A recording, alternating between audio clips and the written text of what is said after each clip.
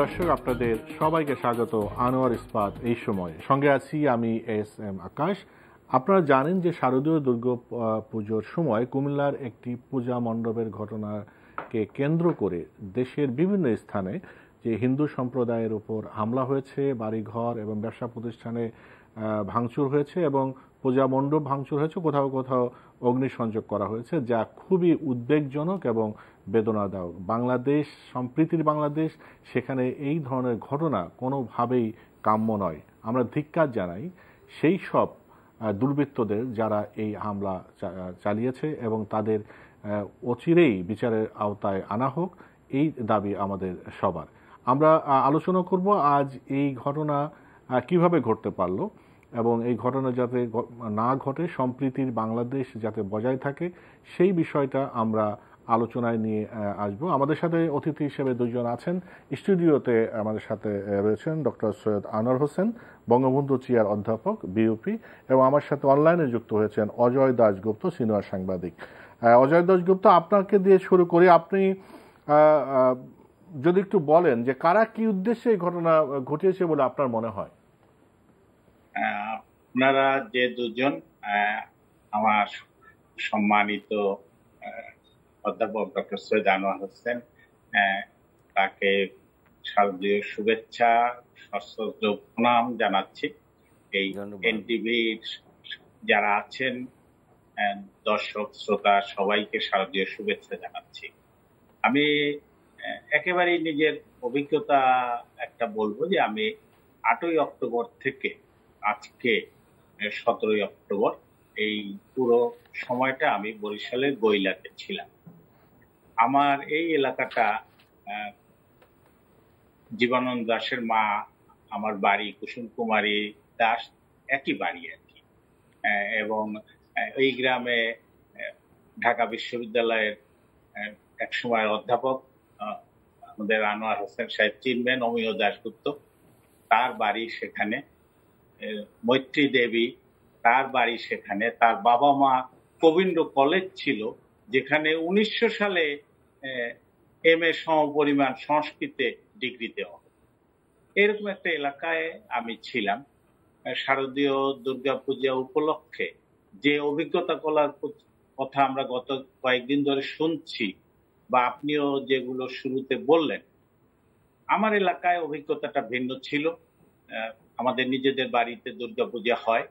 সেই দুর্গাপূজা উপলক্ষে আমরা প্রতি বছর কুসুম কুমারী দাস চিত্রাঙ্কন প্রতিযোগিতার আয়োজন করি এবং এবছরেও 400-র বেশি ছাত্র ছাত্রী স্কুল পর্যায়ে তারা অংশ নিয়েছে এবং এটা উন্মুক্ত বিষয়বস্তু, যে যা খুশি আঁকতে পারে এবং এটা যে কোনো ধর্মের, আমরা কোনো বিষয়টা বলারই অপেক্ষা রাখে না, কিন্তু যে কোনো শ্রেণী পেশার পরিবারের সন্তান, যে কোনো ধর্মের তারা অংশগ্রহণ করে। এবং এবছর করোনার কারণে যেতে পারেনি, কিন্তু বিভিন্ন সময় রফিকুন নবীর অনবী, মইনুল আবেদিন, জয়নুল আবেদিন শিল্পাচার্য, তার ছেলে, ঢাকা বিশ্ববিদ্যালয়ের এখন চারুকলা ডিন ডক্টর নিসার হোসেন, এরা সব বিচারক হিসেবে যায় এবং এবছরেও কিন্তু হয়েছে। এবং এই বছরে পুরস্কার বিতরণ অনুষ্ঠানে বরিশাল বিশ্ববিদ্যালয়ের উপাচার্য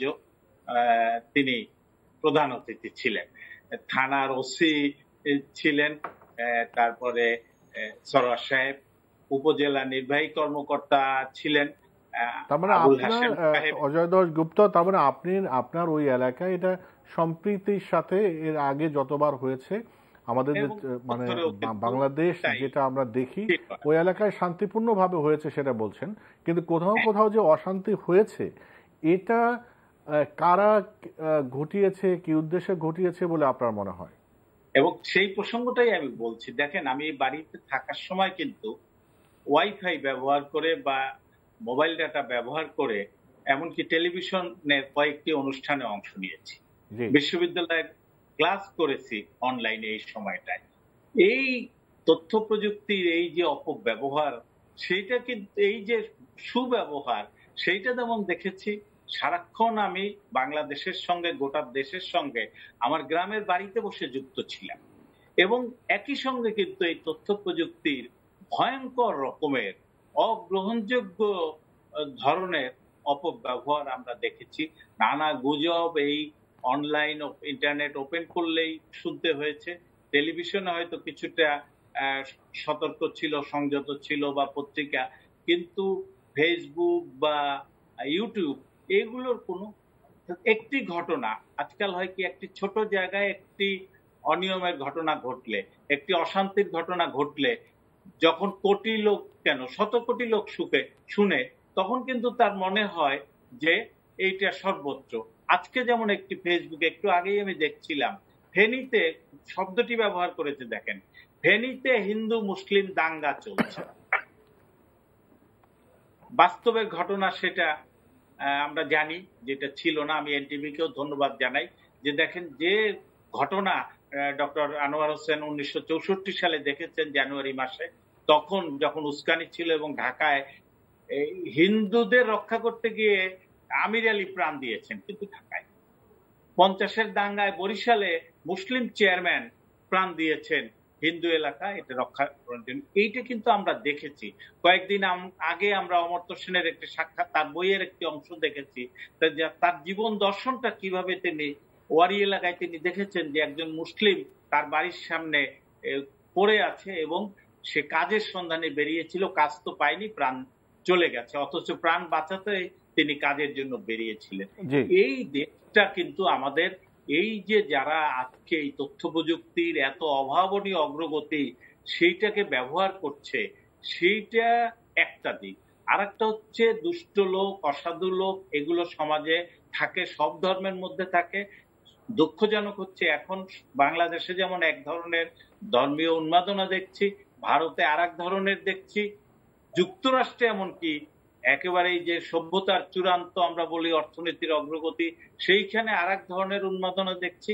ইসরায়েলে আর এক ধরনের, প্যালেস্টাইনিদের উপরে নিগ্রহ নির্যাতন, ভূখণ্ড দখল করে রাখা, মিয়ানমারে আর এক ধরনের, শ্রীলঙ্কায় আর এক ধরনের, এগুলো আমরা দেখছি।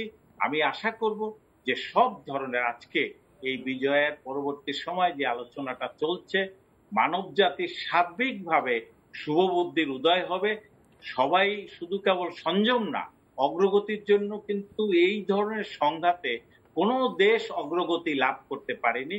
বাংলাদেশকেও আজকে এই পথের কোনো বিকল্প আমাদের সামনে আছে। অজয় দাস গুপ্ত, অনেক ধন্যবাদ। আমি ডক্টর সৈয়দ আনোয়ার হোসেন, আপনি কিভাবে ঘটনাগুলোকে দেখছেন যে আমাদের এই সম্প্রীতির বাংলাদেশ, এই যে ঘটনাটা ঘটলো, এটা তো অনেক আমাদের সবাইকে আহত করেছে, যেটা কোনোভাবেই কাম্য নয়, বা কারা কি উদ্দেশ্যে ঘুরিয়ে থাকতে পারে বলে আপনার বিশ্লেষণ? ধন্যবাদ। আপনি যখন বলেন সবাইকে আহত করেছে, তখন আমি সবই নয় দ্বিমত পোষণ করি। কারণ যারা ঘটিয়েছে তারা তো আহত নয়, তারা দুষ্ট, তারা উৎফুল্ল। আমি যখন সবাইকে বলি সেই দুষ্টু লোককে ইনক্লুড করে বলি না, বাদ দিয়ে বলে। তো দেখুন, ঘটনা একটি ঘটেছে, কিন্তু রটনা তার চাইতে বেশি। এবং অজয় দাশগুপ্ত বললেন প্রযুক্তির মাধ্যমে রটনা ছড়িয়েছে বেশি। প্রযুক্তি না থাকলে রটনা হতো, এত বেশি হতো না। এখন কথা হচ্ছে, আপনি অনুষ্ঠানের সূচনা করে অজয় দাশগুপ্তকে প্রশ্ন করেছিলেন, সেই প্রশ্নের প্রেক্ষাপট আমার জন্য প্রযোজ্য, যে কেন করেছে, কারা করেছে। প্রশ্নটা কিন্তু সবাই, অন্তত যারা আমরা সাম্প্রদায়িক সম্প্রীতিতে বিশ্বাস করি, ইতিহাস ঐতিহ্য অনুযায়ী, তাদের সবার জন্যই প্রযোজ্য। আমি দুঃখিত, এই দুটো প্রশ্নের উত্তর দেবার মতো তথ্য আমার কাছে নাই। তার কারণ হচ্ছে আমার ব্যক্তিগত অভিজ্ঞতা। 2011 সেপ্টেম্বর মাসে দিল্লিতে গেছি একটা সম্মেলনে অংশগ্রহণ করতে। হোটেলে ঢুকে সকালবেলা টেলিভিশন চালু করে দিলাম, এনডিটিভি দেখছি, এবং ঘটনা ঘটলো সেদিন যে দিল্লির আদালত প্রাঙ্গণে বোমাবাজি হয়েছে, বেশ হতাহত হয়েছে। সেদিনই ঢাকা সফর শেষ করে সেই সময় প্রধানমন্ত্রী মনমোহন সিং দিল্লি বিমানবন্দরে নেমেছেন। সাংবাদিকরা ছেঁকে ধরল। তাদের স্বভাবত প্রশ্ন ছিল, কে করেছে, কেন করেছে, আপনি কি জানেন? মনমোহন সিং খুব ঠান্ডা প্রকৃতির মানুষ, একটু স্মিত হাসি হেসে বললেন, তদন্ত হোক, হবার পরে এই দুটো প্রশ্নের উত্তর পাওয়া যাবে। তা আমিও তাকে অনুসরণ করে বলছি, তদন্ত হলে প্রশ্নের উত্তর পাওয়া যাবে। কুমিল্লার দিঘির পাড়ে যা ঘটেছে সেই সম্পর্কে আমি বললাম যে রটনা বেশি এবং রটনা ভিত্তিক সহিংসতা বাংলাদেশের বেশ কিছু জেলায় রাজধানী সহ ঘটেছে। আমার আপত্তি সেখানেই। প্রথমত, মাননীয় স্বরাষ্ট্রমন্ত্রী আজও বলেছেন, গতকাল বলেছেন আর কি, যে এটা তদন্ত করলে সব কিছু পাওয়া যাবে। কিন্তু আমার সবিনয় প্রশ্ন, তদন্ত কমিটি তো আজও হলো না, কবে হবে, কখন তদন্ত করবেন? আমরা তো চাই আপনারা তদন্ত করুন। এখন ঘটনাটা ঘটলো কেন? আমি মোটা দাগে যেটা বলবো, আপনি বললেন সাম্প্রদায়িক সম্প্রীতির দেশ, ইতিহাস ঐতিহ্য তাই বলে।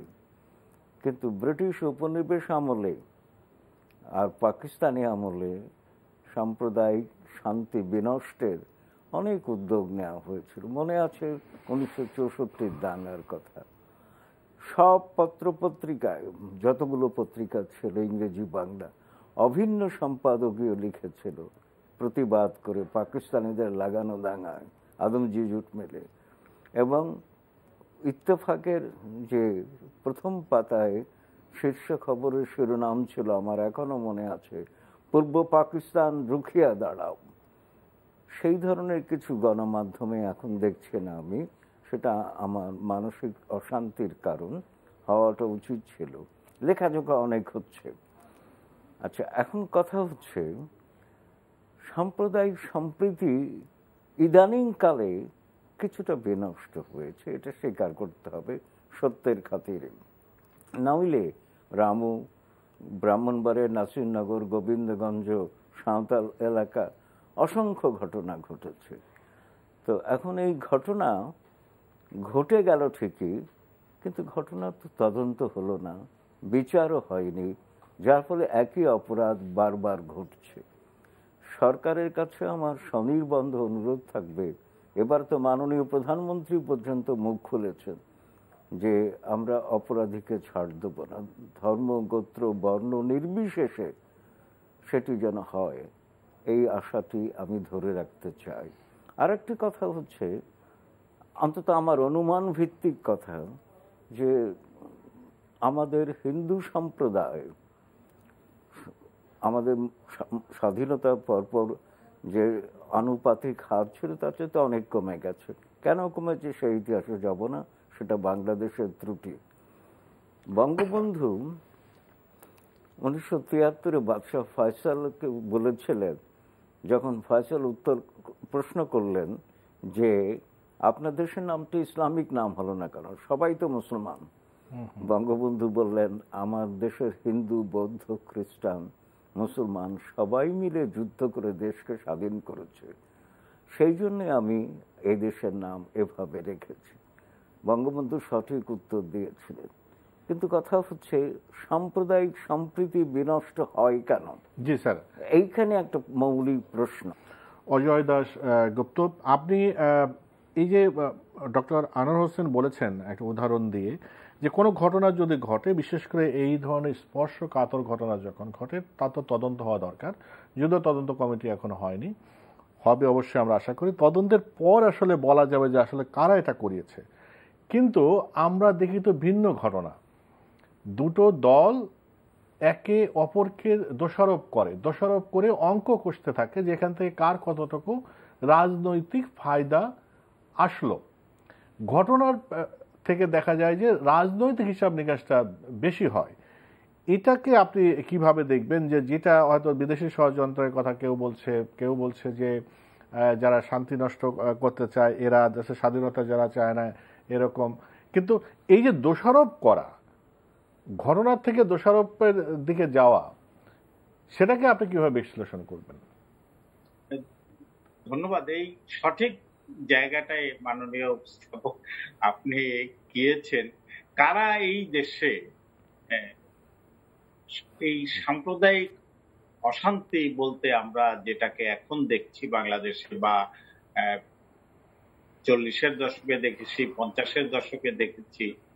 এটা তো সেই ব্রিটিশ শাসকরা যারা নিজেদের সুসভ্য মনে করত, বিজ্ঞানে তারা এগিয়ে, অর্থনীতিতে এগিয়ে, সামরিক সরঞ্জামে এগিয়ে, তারাই তো নিয়ে এসেছে।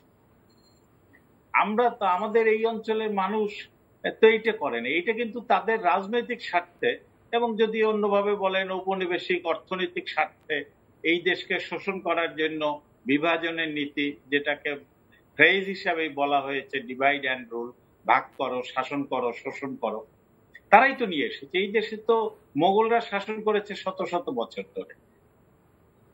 এই দেশে তারও আগে অন্য রাজত্ব দেখেছি, স্যার ইতিহাসের তিনি আছেন, এগুলো আরো অনেক সুন্দর করে আমাদের সামনে উপস্থাপন করেন বিভিন্ন সময়। এগুলো তো ব্রিটিশে এসেছে, যাওয়ার সময় কি রেখে গেছে? আমাদের মানে বাংলাদেশকে পাকিস্তানিরা শোষণ করার পরে বলছিল যে তলাবে ইনজুরি, বাস্কেট কেস। তার আগেই তো সেটাকে নিঃশেষ করে ছোবরা বানিয়ে দিয়ে গেছিল ব্রিটিশরা। 5-6% মাত্র শিক্ষার হার ছিল। আমাদের এখন উপহাস করে তোমাদের শিক্ষার হার কম কেন? এই রাজনৈতিক বিভাজনের কারণে, এই যে কথাটা আপনি বললেন যে রাজনৈতিক ফায়দা কার কতটা হবে, সেই অঙ্ক কষতে বসে। বাংলাদেশে 40-এর দশকে যেই মুহূর্তে পাকিস্তান হলো ধর্মের ভিত্তিতে, সেই মুহূর্তেই কিন্তু বাঙালি এই অঞ্চলে যারা, আনোয়ার স্যার একটা প্রায় কথা বলেন যে এরকম 47-এর আগস্টের আগেই কিন্তু কলকাতায় বসে এই শেখ মুজিবুর রহমান সহ তার অনেক বন্ধুরা, ইয়ং তরুণরা বলতেছিল কলকাতায় বসে সভা করে যে যেরকম লক্ষণ দেখতেছি তাতে পূর্ব বাংলার মুক্তি নাই, আমরা এক ব্রিটিশ উপনিবেশ থেকে আর এক উপনিবেশে পড়ব। কিন্তু দুর্ভাগ্যজনক ভাবে এই বাংলাদেশ তো 30 লাখ মানুষ রক্ত দিয়ে আত্মদান করে, নারীরা নিগ্রহের শিকার, ধর্ষণের শিকার হয়ে কিন্তু স্বাধীন করেছে। আমি একটা কথা বলবো যে বাংলাদেশ শুধু না, বিশ্বের এমন একটি দেশ কেউ দেখান যে ধর্মীয় বিভাজন বজায় রেখে এক ধর্মের সংখ্যাগরিষ্ঠকে অন্য সংখ্যা লঘু যারা, তাদের উপরে নির্যাতন নিপীড়ন চালিয়ে ধর্মীয় রাষ্ট্র করে উন্নতি অগ্রগতির পথ নিশ্চিত করতে পেরেছে। এই বিশ্বে 200 রাষ্ট্র আছে, একটি রাষ্ট্রের কথা বলেন যে ধর্মীয় নীতি অনুসরণ করে। আরেকভাবে দেখেন, বাংলাদেশে যদি সংখ্যাগরিষ্ঠরা বলে যে এই দেশে সংখ্যালঘু থাকবে না, ভারত যদি একই কথা বলে, যুক্তরাষ্ট্র যদি বলে যে খ্রিস্ট ধর্ম এখানে সংখ্যাগুরু তারা ছাড়া অন্য কেউ থাকবে না, চীন যদি বলে বৌদ্ধ ধর্মের অনুসারী ছাড়া অন্য কেউ থাকবে না, মিয়ানমার যদি বলে বৌদ্ধ ধর্ম ছাড়া, জাপান যদি বলে একই কথা, তাহলে বিশ্বের পরিস্থিতিটা কি দাঁড়াবে? এক পাও কি অগ্রগণ, মানে এখন যে আমরা বলি জলবায়ু বা আবহাওয়া পরিবর্তনের কারণে, জলবায়ু পরিবর্তনের কারণে বিশ্ব এক নিশ্চিহ্ন হয়ে যাওয়ার, প্রাণী নিশ্চিহ্ন হয়ে যাওয়ার হুমকির সম্মুখীন। সাম্প্রদায়িকতা একই ধরনের বিপজ্জনক। কাজেই বাংলাদেশে এক ধরনের সাম্প্রদায়িকতা দেখছি, ভারতে আর এক ধরনের দেখছি, পাকিস্তান কোনোভাবে শান্তি দেখেন, আফগানিস্তান দেখেন, তালেবানের উল্লাসে তো আমাদের দেশ থেকে কেউ কেউ বলেছিল যে বাংলাদেশ থেকেও তালেবানের ভয়ে যেমন আফগানিস্তান থেকে একদল পালাচ্ছে, বাংলাদেশ থেকেও এরকম আওয়ামী লীগাররা পালিয়ে যাবে, এরকম কথা তো বলেছিল। আজকে দেখেন এই শুক্রবারে আফগানিস্তানে এখন তো একদম ধর্মীয় উন্মাদনা, যারা এক ধর্মের লোক তারাই তো সেই দেশটা দখল করেছে বলে দাবি করে। তাহলে মসজিদে কেন এই শুক্রবার পবিত্র দিন সেইখানে নামাজ পড়া অবস্থায় কেন 36-37 জনকে প্রাণ দিতে হলো? কাজী এই যে মজা দেখে যারা ধর্মীয় উন্মাদনা সৃষ্টি করে, বিভাজনের রাজনীতি করে, তারা আমাদের দেশে আছে। তারা নানা সময় 71-কে তারা ধর্মীয় বিভাজনের কথা বলেই কিন্তু মানতে পারে। তখনও কিন্তু মানে মিলিটারি হিন্দু মারে, আওয়ামী লীগ মারে, মুক্তিবাহিনী মারে। মুক্তিবাহিনী, আওয়ামী লীগ স্বাধীনতা সংগ্রামী, হিন্দুরা তাদের অংশ। কিন্তু একটা কথা যুক্ত হয়ে গেল, মিলিটারি আওয়ামী লীগ মারে, হিন্দু মারে, মুক্তিবাহিনী মারে। এই জায়গাটা থেকে বাংলাদেশকে অবশ্যই বের করে নিয়ে আসতে হবে যদি আমরা উন্নতি সমৃদ্ধির পথে চলতে চাই এবং সেটা বাংলাদেশের পক্ষে চলা সম্ভব। আপনার এই আয়োজনও কিন্তু এনটিভির আয়োজনও কিন্তু ওই লক্ষ্যেই পরিচালিত হচ্ছে বলে আমি মনে করি। না, অবশ্যই অবশ্যই ডক্টর সৈয়দ আনোয়ার হোসেন, যেটা বলছিলাম যে এই যে এর আগেও আপনি বলেছেন যে এর আগেও কিন্তু এরকম ঘটনা ঘটেছে। আপনি বলছিলেন যে নাসিরনগরে, তারপরে আপনার সাথিয়া, অসম বেশ হামলা হয়েছে, কিন্তু সেই হামলাকারীদের আমরা ধরতে পারিনি, বিচার হয়নি। বারবার এই জন্য বারবার যে বলা হচ্ছে যে আপনার হিন্দু বৌদ্ধ খ্রিস্টান ঐক্য পরিষদ যে আছে, সবাই কিন্তু বলছে যে ঘটনার যদি বিচার হতো তাহলে হয়তো এরকম পুনরাবৃত্তি বা বারবার একই ঘটনা ঘটতো না। সেটা একটা দিক। কিন্তু যে প্রশ্নটা আমরা দেখি যে, যেমন আপনি বলছেন তদন্ত কমিটি এখন পর্যন্ত হলো না, বলে ছাড় পাবে না, এরকম আমরা কথা শুনি। কিন্তু সাথে সাথে দোষারোপের রাজনীতি, যেমন মনমোহন সিং এর কথা যখন বললেন যে তিনি পারফেক্টলি কত সুন্দর করে বললেন, তদন্ত না হলে বলবেন কিভাবে? এটা গণতন্ত্রের ভাষা। হ্যাঁ, কিন্তু এখন তো বলে দিচ্ছে কারা করেছে, দোষারোপ। আচ্ছা, আমি বুঝতে পেরেছি। প্রথম কথাটি হচ্ছে, আমি বলছিলাম কেন বিনষ্ট হয়, কারা করেছে সেটা আমি বলতে পারছি না, তথ্য নেই। আমি ইতিহাসের মানুষ, নগ্ন সত্যের মানুষ, তথ্য ছাড়া কথা বলি না, লিখি না। তবে একটি কথা হচ্ছে, প্রথম আমার চোখে যেটা ধরা পড়ছে, আমি যদি লিখি, কারণ আমি তো আবার সমকালীন ইতিহাসের মানুষ, ইনস্ট্যান্ট হিস্ট্রি বলা, আমাকে যদি লিখতে হয় প্রথমেই আমি দায়ী করব ক্ষমতাসীন সরকারকে। এই সরকার মুক্তিযুদ্ধের চেতনার ধারক ও বাহক হিসেবে দাবিদার। তার সময় এই এতগুলো ঘটনা ঘটবে কেন? 1, 2 গোয়েন্দা ব্যর্থতা, যা নিয়ে আওয়ামী লীগের নেতারাই কথা বলছেন। 3 স্থানীয় প্রশাসন এবং স্থানীয় আইন শৃঙ্খলা বাহিনী, তারা দায়িত্ব নিতে হবে। এবং দায়িত্ব নেওয়াটা এই জন্য বলছি যে শুধু দায় নয়, দায়িত্ব নেওয়ার কথাও বলছি। তো আরেকটি কথা হচ্ছে, দ্বিতীয় প্রসঙ্গ, যে ঘটনা ঘটে গেল, রটনা বেশি হলো প্রযুক্তির কারণে। আওয়ামী লীগ বা বিএনপি আমরা গত 3 দিনে যে কাদা ছোড়াছুড়ি দেখছি, আমার বিনীত একটি প্রশ্ন, তাদের কাছে কি কোনো তথ্য আছে?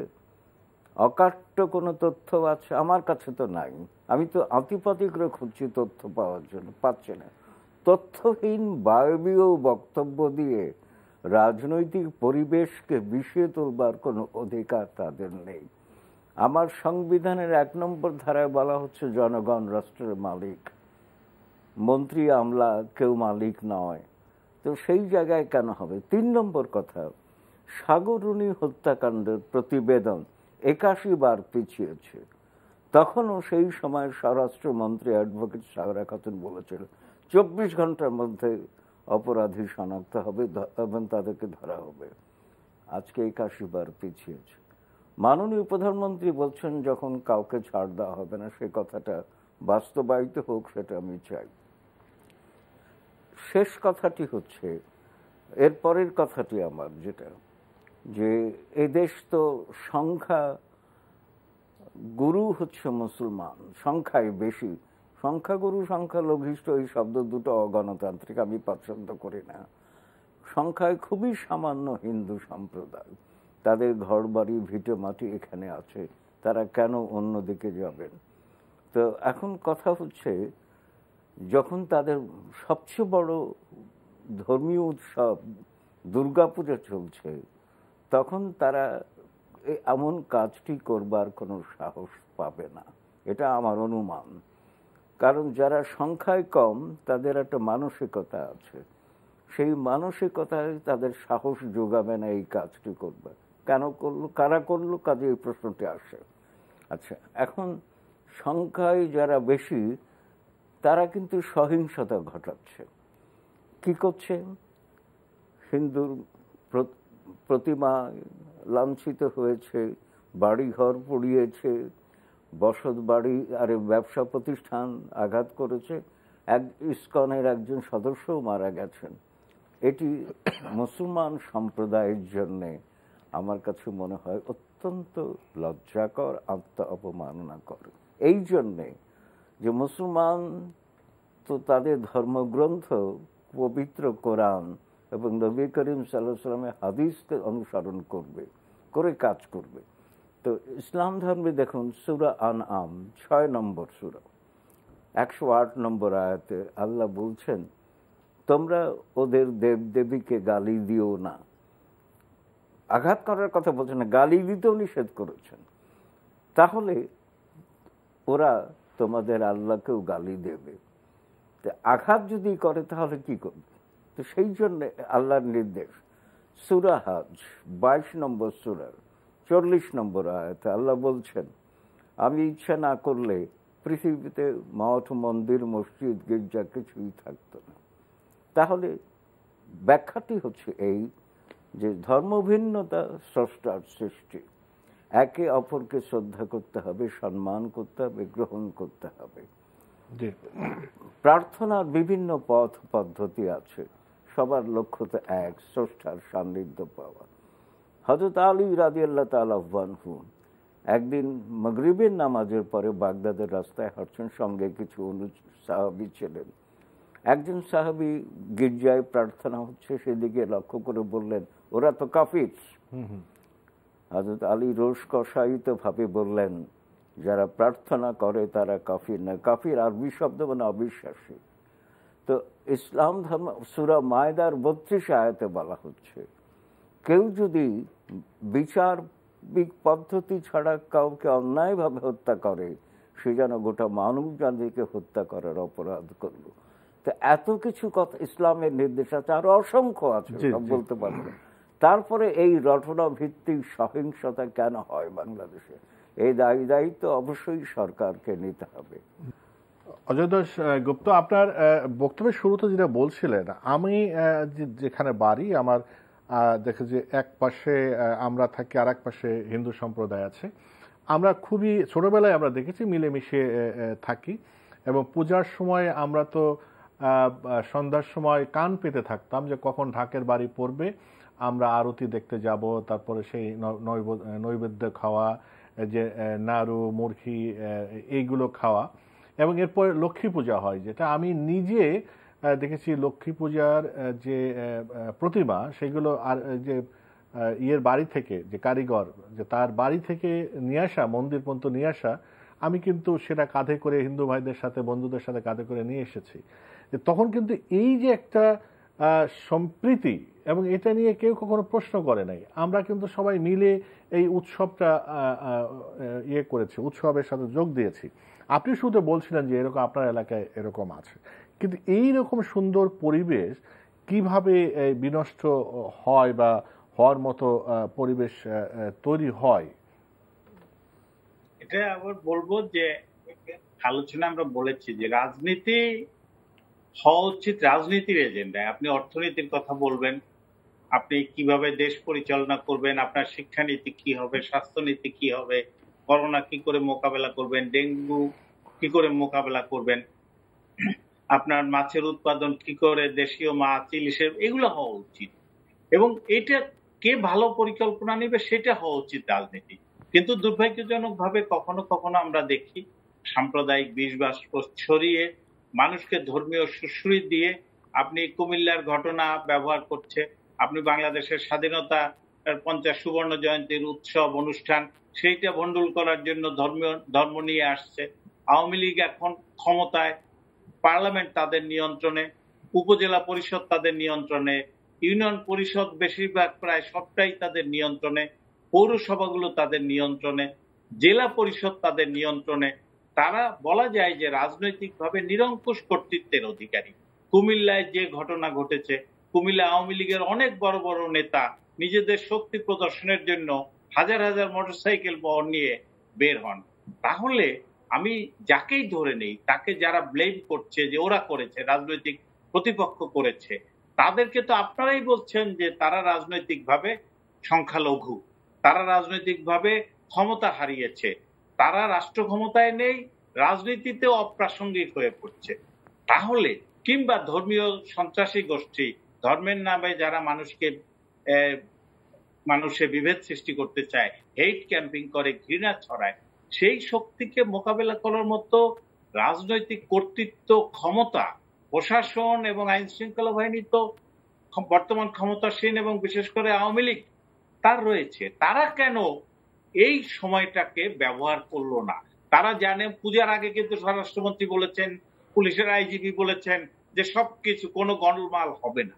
কিন্তু যখন গোলমাল হলো, এবং আপনি একজনকে কিন্তু চিহ্নিত করে দিচ্ছেন যে ওরা করেছে, তাহলে সেই শক্তি মোকাবেলায় আপনার রাজনৈতিক শক্তি কেন মাঠে নামবো না? পূর্ব বাংলা বা পূর্ব পাকিস্তান রুখিয়ে দাঁড়াও 64 সালে সবগুলো দৈনিক পত্রিকায় কিন্তু এই মুসলিম লীগের পয়গাম বাদে সব পত্রিকায় কিন্তু অভিন্ন শিরোনামে অভিন্ন লেখায় সম্পাদকীয় প্রকাশ করেছেন। মানিক মিয়া, তোফাজ্জল হোসেন মানিক মিয়া, গাফফার চৌধুরী, ভীমরুল, আহমেদুর, এরা সবাই মিলে কিন্তু বসে, রাজনৈতিক নেতা মৌলানা ভাসানী, শেখ মুজিবুর রহমান, আতাউর রহমান খান, এরা সবাই মিলে সিদ্ধান্ত নিয়ে যে সব পত্রিকা অভিন্ন সম্পাদকীয় লিখবে, তাতে কাজ দিয়েছিল। কিছুদিন আগে এক ছাত্র এসেছিল আমার কাছে যে সাম্প্রদায়িকতা মোকাবেলায় গণমাধ্যমের ভূমিকা। আমি তাকে বলেছিলাম, ওই ছাত্রীকে, সে পিএইচডি করবে এই বিষয়ের উপরে, আমি বলেছিলাম ওই একটি সম্পাদকীয় বের করো 64 সালের জানুয়ারি মাসে, ওইটাকে বিশ্লেষণ করো, সাম্প্রদায়িকতা মোকাবেলায় গণমাধ্যমের ভূমিকা আর লাগবে না। আমি দেখি আওয়ামী লীগের নেতা প্রতিদিন বক্তব্য দিচ্ছেন, বিএনপির নেতা বক্তব্য দিচ্ছেন, বিএনপির নেতা আবার দুইজন হিন্দু ধর্মাবলম্বী তাদের দুই পাশে বসিয়ে যে এইটার জন্য আওয়ামী লীগ দায়ী, দুইজন হিন্দু বলছে, কাজেই হিন্দুদের এমন ভাবে একটা বিষয় আসছে যে হিন্দুদের উপর অত্যাচারের জন্য আওয়ামী লীগ দায়ী। তো নজরুল যে বলেছেন হিন্দু না মুসলিম জিজ্ঞাসে কোন জন, সেটা তো আওয়ামী লীগ বিএনপি যারা বড় দল, তাদের তো মাঠে নেমে প্রথম কাজ হচ্ছে, আমি মনে করি যারা বিশ্বাস হারিয়েছে, আস্থা হারিয়েছে, হিন্দুদের মধ্যে প্রচন্ড প্রতিক্রিয়া কিন্তু আছে যে 71-এ উচ্ছেদ হয়েছিলাম, আবার কি এরকম উচ্ছেদ হবো ঘর বাড়ি এবং জানে প্রাণে, সেই প্রশ্ন কিন্তু আসছে। তাদের আস্থা যোগানো এবং যারা অপরাধ করছে তাদের মধ্যে ভীতি সঞ্চার করা চরমভাবে, যে প্রধানমন্ত্রী যেমন বলেছেন এমন শিক্ষা দেবো আর কোনোদিন করবে না, সেই শিক্ষাটা দেওয়ার জন্য কিন্তু ইতিমধ্যে 7 দিন চলে গিয়েছে। সেই শিক্ষাটা দিবে এবং সেই শিক্ষা দেওয়ার দাবিতে আওয়ামী লীগ বিএনপি সহ সব রাজনৈতিক শক্তি, সামাজিক শক্তি এক হবে, এক যোগে রুখে দাঁড়াবে।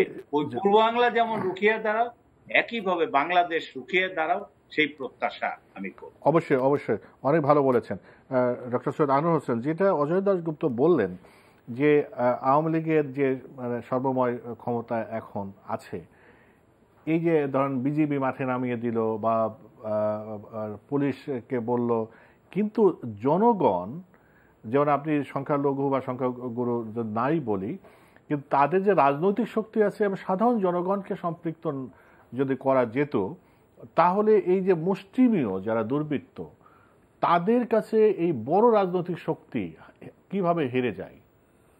এটা প্রশ্নটি অত্যন্ত প্রাসঙ্গিক আমি মনে করি। তার মানে হচ্ছে তথাকথিত রাজনৈতিক নেতৃত্ব আর জনগণের মধ্যে কোনো মিথস্ক্রিয়া হচ্ছে না। রাজনৈতিক নেতৃত্ব ক্ষমতার মোহে বিমুগ্ধ হয়ে আছেন, আর কিছু নয়। জনগণকে জাগিয়ে তোলার দরকার ছিল সেখানে। আমি একটু তথ্য আনি। 71-এ পাকিস্তানিরা যখন দখলদার বাহিনী, সারা দেশে কিন্তু অসংখ্য কোরআনের অমর্যাদা করেছে। আমার বাড়িতেই আমার দাদার সংগ্রহে নানান ধরনের তাফসীর কোরআন ছিল, আমি ছোটবেলায় পড়েছি, সেগুলো আগুন লাগিয়ে পোড়ানো হয়েছে। 75-এর 15ই আগস্ট বঙ্গবন্ধু সবার ঘরের খাটের পাশে, খুবই সাধারণ খাটের পাশে ছোট টেবিলের পবিত্র কোরআন ছিল, সেটা গুলিবিদ্ধ হয়েছে। তখন এই মুসলমানি আবেগ কোথায় গেল তা তো দেখিনি। কোরআনের অবমাননা অত্যন্ত গর্হিত কাজ, অত্যন্ত গর্হিত কাজ। একই সমান্তরালে বলবো, যে কোনো ধর্মের যে কোনো ধর্মগ্রন্থ এবং ধর্মীয় উপাসনালয় বা প্রতিষ্ঠান এই ক্ষতি করাটাও একইভাবে আপত্তিকর। কারণ একটি কথা মনে রাখতে হবে, আল্লাহ শুধু মুসলমানের আল্লাহ নাম, এটা বঙ্গবন্ধু বলেছিলেন। আল্লাহ তো রব্বুল আলামিন, এবং সূরা আর রহমানে পরিষ্কারভাবে আল্লাহ সম্পর্কে বলা হচ্ছে যে আল্লাহ পূর্ব পশ্চিমের প্রভু আর কি, অর্থাৎ সারা দুনিয়ার। তো সারা দুনিয়ায় তো শুধু মুসলমান নাই, অনেক ধর্মের মানুষ আছে। কাজেই এই কথাটা মনে রাখতে হবে যে সব মানুষই আল্লাহর সৃষ্টি। এবং শ্রীরামকৃষ্ণ যেটা বলেছেন বাংলার ইতিহাস ঐতিহ্য সম্পর্কে, তার উপলব্ধ সত্য যত মত তত পথ, কিন্তু গন্তব্য সবার এক। তো সেই দিক থেকে বিচার করলে আমি মনে করি যে রাজনৈতিক নেতৃত্বকে জনগণকে নিয়ে রাজনীতি করতে হবে, সেই কাজটি হয়নি। এবং বাংলাদেশে এই মুহূর্তে যে জাগরণটি হওয়ার কথা ছিল বা যেটা কামনা করছিলাম সেটা আমি পাচ্ছি না, গণমাধ্যমে পাচ্ছি না, রাজনীতির অঙ্গনে পাচ্ছি না। ওই যে শুধু বিএনপি আওয়ামী লীগ কাদা ছড়াছড়ি করছে, যা সম্পূর্ণ অযৌক্তিক, অপ্রয়োজনীয়। আমি একটি কথাই তো বলেছি, আপনাদের কাছে কি কোনো তথ্য আছে যে তথ্যের ভিত্তিতে আপনারা লড়াই করতে পারেন? তথ্য একটা শক্তি, কিন্তু সেই শক্তি আপনাকে শক্তিশালী করে তুলতে পারে, সেই তথ্য তো না, আমার কাছেও নাই। তদন্ত কমিটি করেননি, তথ্য পাবো কোথায়? কিন্তু এখানে স্যার আমরা একদম শেষ পর্যায়ে, আপনাকে 1 মিনিট আমি সর্বশেষ 1 মিনিট নিব, তার আগে আমি অজয় দাশগুপ্তর কাছ থেকে আসি। এই যে তথ্য বিষয় যেটা আসলো অজয় দাশগুপ্ত, আমরা তো তথ্য নিয়েই কাজ করি, কিন্তু আপনি শুরুতে যেটা বলেছেন তথ্য প্রযুক্তির ব্যবহার, স্যার বলছে ঘটনা যা থেকে রটনা বেশি। এই যে তথ্য প্রযুক্তির মাধ্যমে ঘটনা থেকে রটনা করে অপপ্রচার করে যে সুযোগ নেওয়া হচ্ছে বা নেওয়া হয়, সেটা থেকে কিভাবে আমরা বের হব? একদম 2-4 লাইনে যদি বলেন।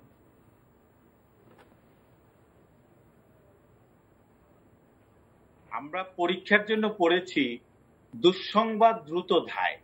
জি, এখন আধুনিক তথ্য প্রযুক্তি তো সেই দ্রুত ধায়কে আমাদের কল্পনায় যতটা যায় তার চেয়েও বেশি হার মানিয়ে দিয়েছে। কিন্তু আপনি এই আধুনিক প্রযুক্তি নিয়ন্ত্রণ করতে গেলে পরে তো অনেক বিপদ আসবে। কাজেই আপনাকে আমি বলবো সামাজিক শক্তির জাগরণটা হচ্ছে গুরুত্বপূর্ণ।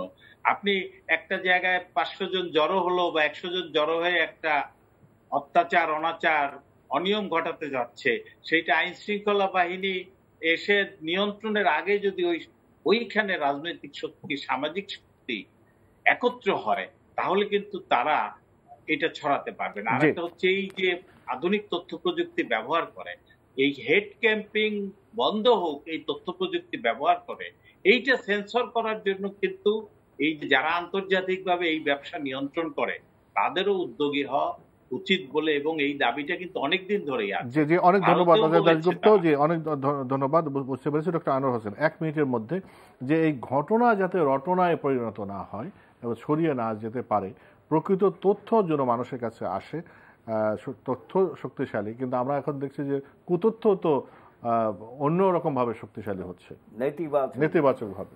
এখন প্রশ্ন হচ্ছে, সরকার যদি খুব দ্রুত গতিতে তদন্ত কমিটি করে দ্রুত গতিতে অপরাধীদের শনাক্ত করে জনসমক্ষে হাজির করত, তাহলে কুতথ্য অপপ্রচারের সুযোগ কমে যেত। সেই কাজটি করছে না। এবং আমি তো বললাম যে এতদিনও কোনো তদন্ত কমিটি হয়নি, অথচ স্বরাষ্ট্রমন্ত্রীর কথা তো উদ্ধৃত করলামই, তদন্ত করলে সব বেরিয়ে আসবে।